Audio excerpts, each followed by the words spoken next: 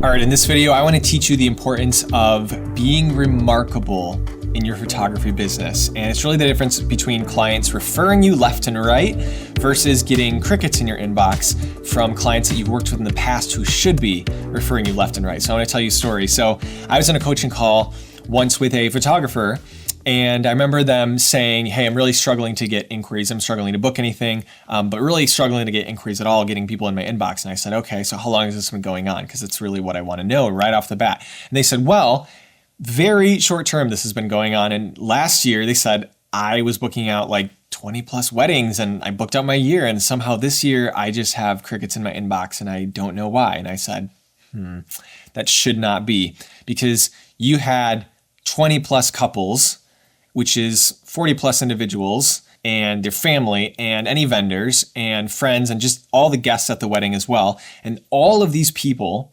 experienced your service, and somehow none of them had either A, anything good to say about your service, or more likely, B, they didn't really have anything worth saying about you at all.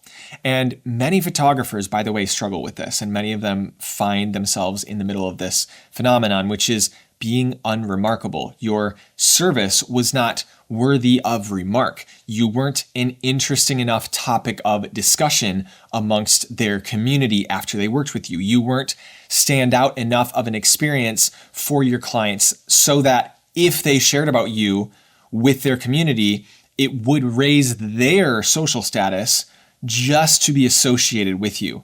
And so what you have here is this massive missed opportunity because, every single time you serve a client, every time someone experiences your thing, it's not just a paycheck, it's a giant opportunity to put your service on display so that they can get even more sold on your brand to the point where they cannot stay silent about you to their community.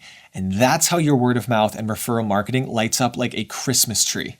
So think of, your favorite artists. Think of your favorite singers who do tours and go tour the country or tour the entire world to share their songs with the world, right?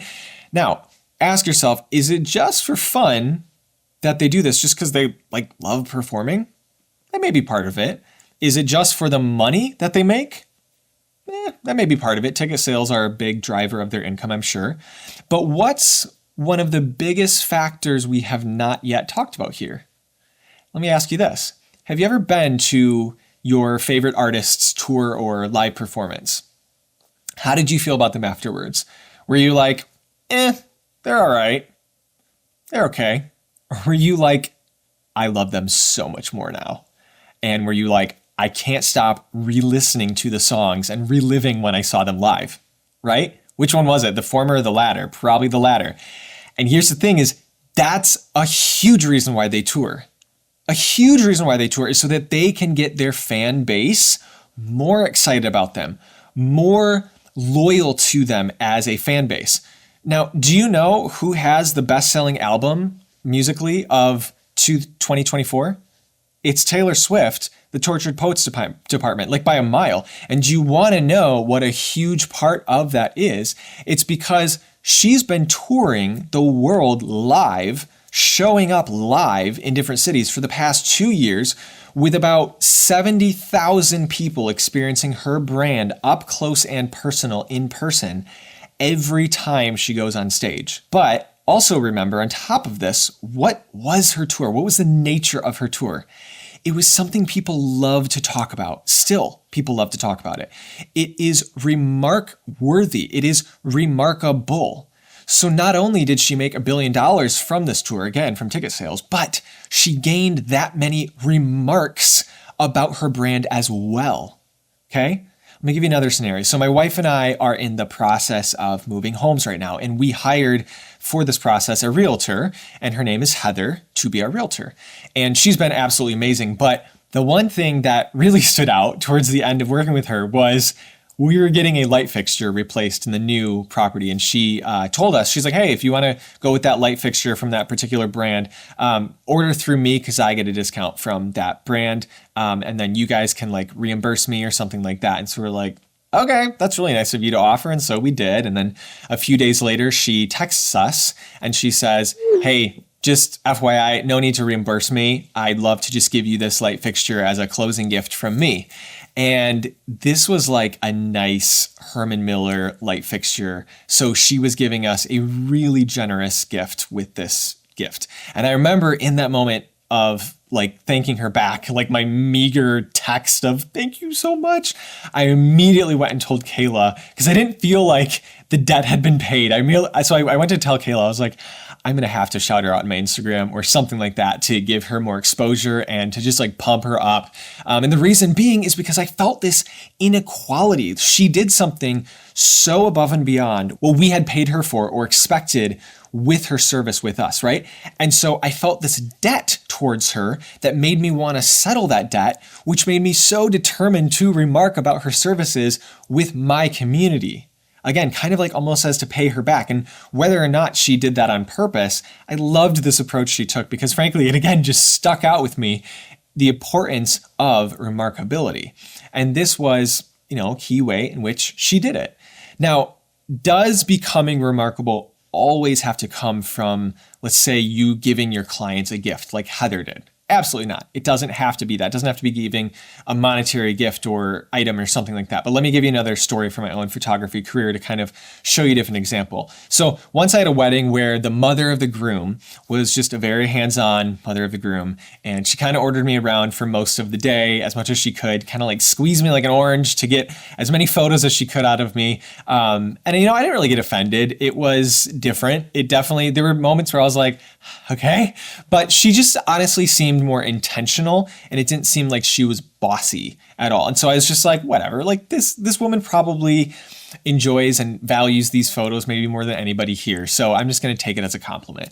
And so when she told me what to do, I just did it with a smile each time. And it's like, sure, absolutely, I'd love to. And so then after the wedding, as I left to go to my car, she followed me to the parking lot and she told me, hey, you were the best experience I've ever had with a photographer.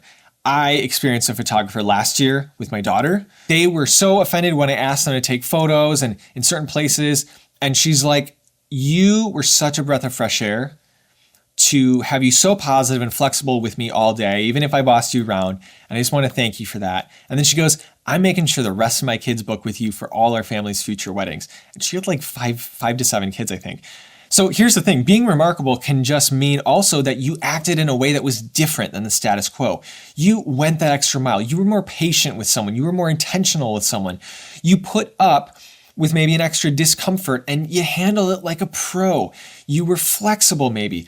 Maybe it's even that you offered something that was just different, like something that was different from maybe what a normal photographer would offer. Maybe you did iPhone footage for them or something like that. Another silly example, I have brought Starbucks to a bride on wedding day mornings many times, and it's in front of the whole bridal party that this all happens just by default because they're all in the dressing room. And I bring it to her and I ask her, beforehand, what's your favorite Starbucks drink that you'd like me to bring you? And then when I bring this Starbucks to her, it gets the whole bridal party talking amongst themselves about how sweet of a gesture it is.